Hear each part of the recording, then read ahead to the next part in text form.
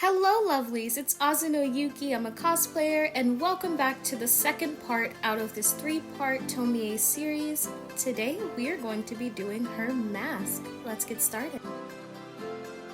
Here are some things you'll need for this look. A paper mask, paintbrushes, paint of your skin tone, scar wax, a textured sponge, and some liquid latex. For the first step, we will start by painting the mask. Here, I'm just mixing together some colors to make it as close to my skin tone as possible, using a dark brown and a kind of light tan, and testing it out against my arm to make sure it matches. And then here, you'll just paint it fully. You can do 1 to 2 coats of paint, allowing it to dry in between each session. And now we are on to the messy part. We are going to be working with scar wax. This was my first time working with it, and I picked up a few tricks I want to share with you. If your scar wax does not match the color of your skin, you can mix together a little bit of eyeshadow with it to make it match your skin tone. I relied heavily on using Tomie's photo to recreate where her scars should be placed.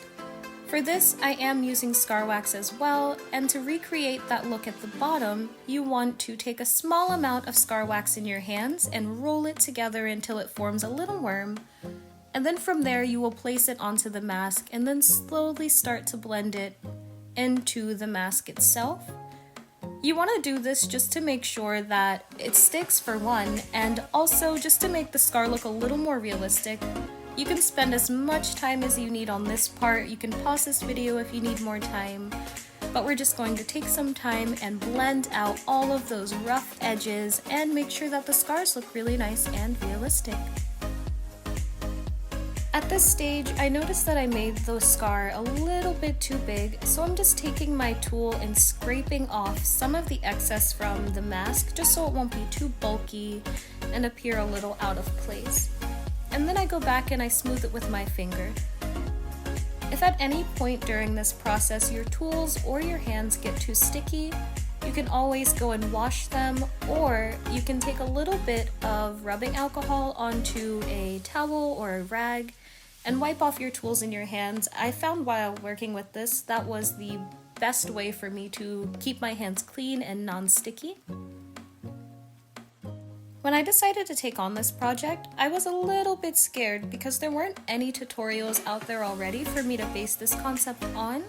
So I had to really dig deep and create it on my own, and this was my first time working with scar wax as well. So it took a little bit getting used to. I had to do a ton of research to learn how to work with this as effectively as possible. But the outcome was really nice, and I truly enjoyed the whole process. The whole process for making this Tomie cosplay took me around 3 days, with the recording process as well as allowing things to dry in time and making sure that my videos saved so that I could create this tutorial for you. I don't believe it will take you 3 days to make this. It just took me so long because I was figuring out all the little kinks and how to work with this, but I have your back. I will give you all the tips and tricks to make this as fast and as easy as possible, so that you can create your own Tomie cosplay.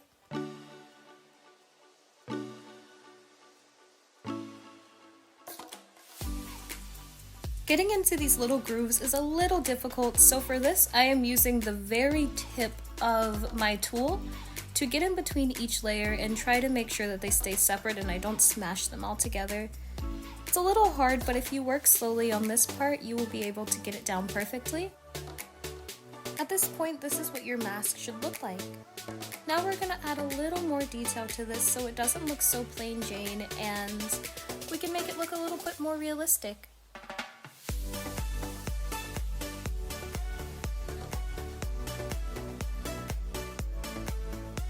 I am still heavily relying on Tomie's photo to recreate where her scars should go. You can also use that as a reference instead of this video. It really helps to zoom in on those smaller details that are on her face.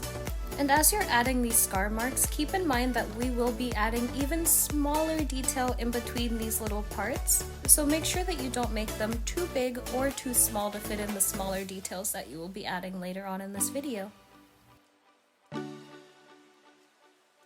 At At this point, we are halfway done with Tomie's mask. I'm just going in and making sure that some of those details don't get blended out together. This is where we are at. At this point, we're going to be sealing the scar wax and getting it ready for painting and shading.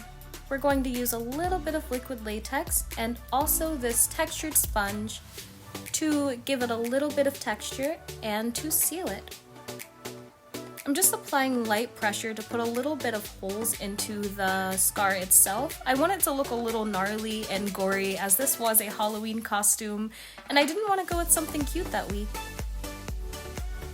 Liquid latex has a really strong smell, so if you're sensitive to those, I would advise you do this step outside or in a well-ventilated room with your windows open. For this, I'm just going into all of the little nooks and crannies of the scar wax with this liquid latex to prime it and get it ready for when we paint it.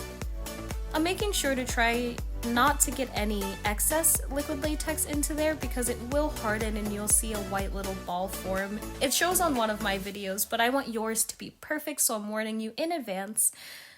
And yeah, we're just gonna cover this and let it dry, and we will repeat this process maybe 2 to 3 more times, and we will be ready for the painting session.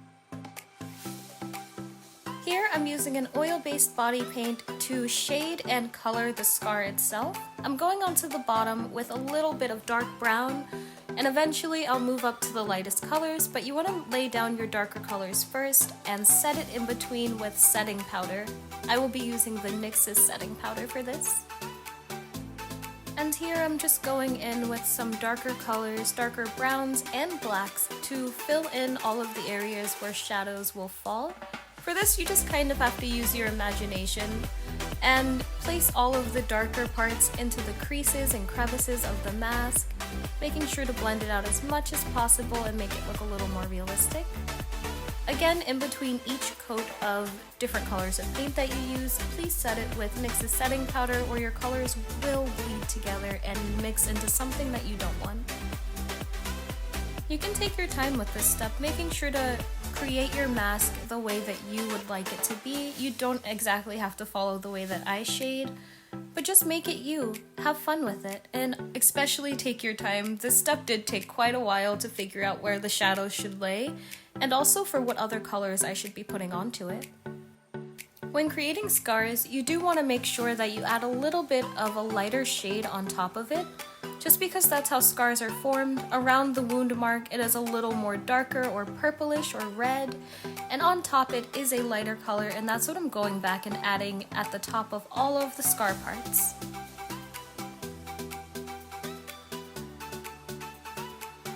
This is what your mask should look like after you've added all of your shading. I also went back and added some winged eyeliner just because I knew that's what I would be wearing myself.